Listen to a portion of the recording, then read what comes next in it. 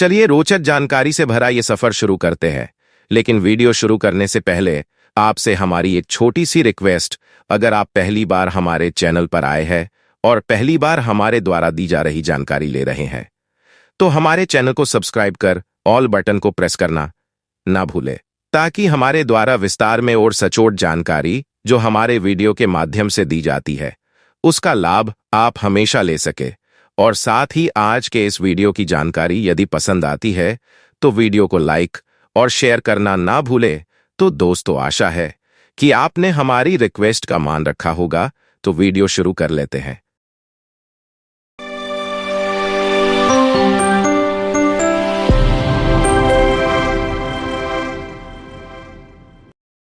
Baldness यानी कि बाल झड़ना, या जिनके सिर से पूरी तरह से बाल झड़कर सिर गंजा हो गया हो, इनकी परेशानी को बॉल्डनेस कहा जाता है। तो आज बात इसी विषय में करेंगे। बात पूरी डिटेल में की जाएगी, साथ ही वीडियो के आखिर में जानेंगे इस परेशानी से हमेशा के लिए छुटकारा पाने का तरीका, यानी कि ऐसी बेस्ट होम्योपैथी मेडिसिन कॉम्बिनेशन बनाना सीखेंगे जिसके इस्तेमाल से आप इस परेशानी से हमेशा के लिए छूट जाएंगे।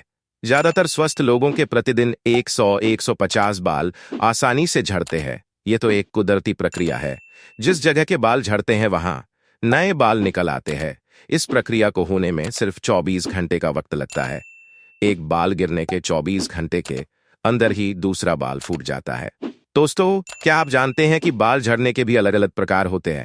अगर आप जानते हैं तो बहुत अच्छी बात है, परंतु आप अगर नहीं जानते तो आज आप भी जान लीजिए। नंबर 1, जब सिर से बाल झड़े और बिल्कुल भी नए ना उगे, ऐसी स्थिति को एलोपेसिया यानी कि बालों का झड़ना कहा जाता है। बालों के झड़ने के बहुत सारे कारण होते हैं और इसे किसी भी लिंग या उम्र से फर्क नहीं पड़ता। किसी भी उम्र में किसी भी व्यक्ति को यह परेशानी हो सकती है। यहां तक कि सिर्फ सिर ही नहीं, शरीर के बाल भी झड़ते हैं।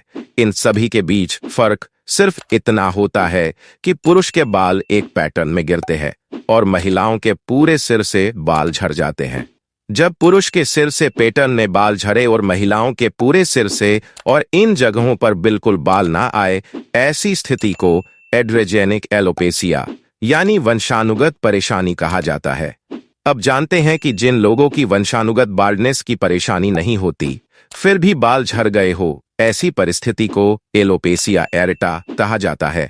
यानी कि ऐसे लोग जिनकी रोग प्रतिकारक शक्ति बहुत कमजोर होती है, उनके भी बाल बड़ी तेजी से झड़ जाते हैं।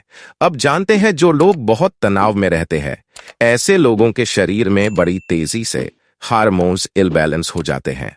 तब ऐसे में व्यक्ति शारीरिक और मानसिक रूप से तनाव में रहता है और इस वजह से इनके भी बाल बड़ी तेजी से झड़ने लगते हैं। तब ऐसी परिस्थिति को टेलोजन एफ्लुवियम कहा जाता है। अब जानते हैं और एक प्रकार बाल झड़ जाने का अब जिस प्रकार के बारे में जानेंगे उसे कहा जिप्पारोफियम। इस प्रकार की परेशानी तब होती है जब व्यक्ति को कोई बड़ा रोग हुआ हो, जैसे कि कैंसर। जब इस रोग में कीमोथेरेपी दी जाती है तब बाल तेजी से झड़ने लगते हैं। इसी प्रकार कोई भी और बड़ा और गंभीर रोग हुआ हो तब बाल बड़ी तेजी से झड़ जाते हैं।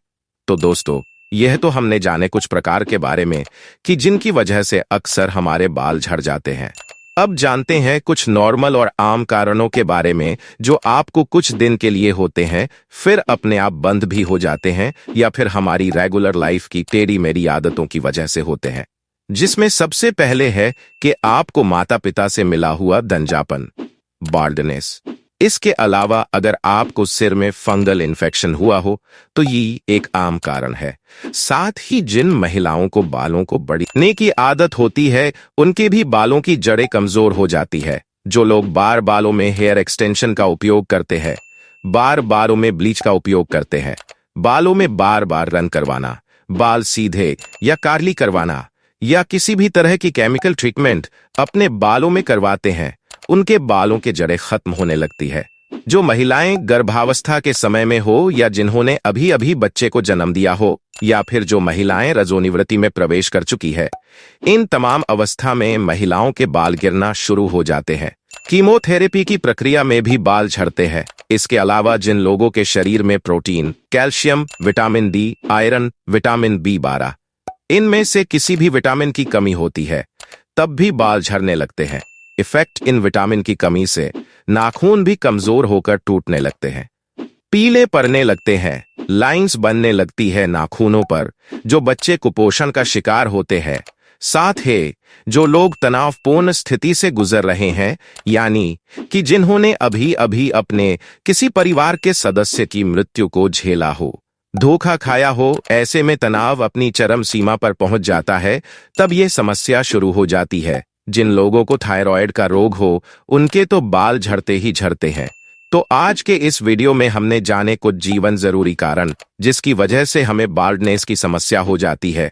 अब जानते हैं कि यदि हमें इनमें से किसी भी कारण की वजह से अगर बाल्डनेस की समस्या शुरू हो गई है या पूरी तरह से गंजे हो गए हैं, तो कौन सी ऐसी दवाई है जो आपको इनमें से कोई भी समस्या से गंजापन हुआ हो, सभी में उपयोगी रहेगी। इस कॉम्बिनेशन मेडिसिन का इस्तेमाल करने से आप खुश हो जाएंगे, इसकी गारंटी है। परंतु इस कॉम्बिनेशन मेडिसिन को किस तरह बनाना है, यह जानने से पहले मैं यहां बताना चाहता हूं कि आज के इस वीडियो में बताई गई सभी परेशानी पर यह कॉम्बिनेशन काम करेगी। किंतु जिन लोगों को कैंसर का रोग है और वह अपनी ट्रीटमेंट करवा रहे हैं, उन्हें मैं बता दूं कि यह मेडिसिन आपके लिए नहीं है, क्योंकि जब व्यक्ति कीमोथेरेपी जैसी जटिल ट्रीटमेंट से गुजर रहा होता है, तब उन्हें भारी मात्रा में एलोपैथी मेडिसिन खानी होती है।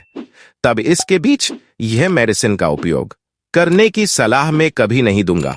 तो यह मेडिसिन कैंसर के रोगी को छोड़ सभी के लिए बहुत ही फायदेमंद है। तो अब जानते हैं कौन कौन सी मेडिसिन को मिलाकर हम कॉम्बिनेशन मेडिसिन बनाने वाले हैं।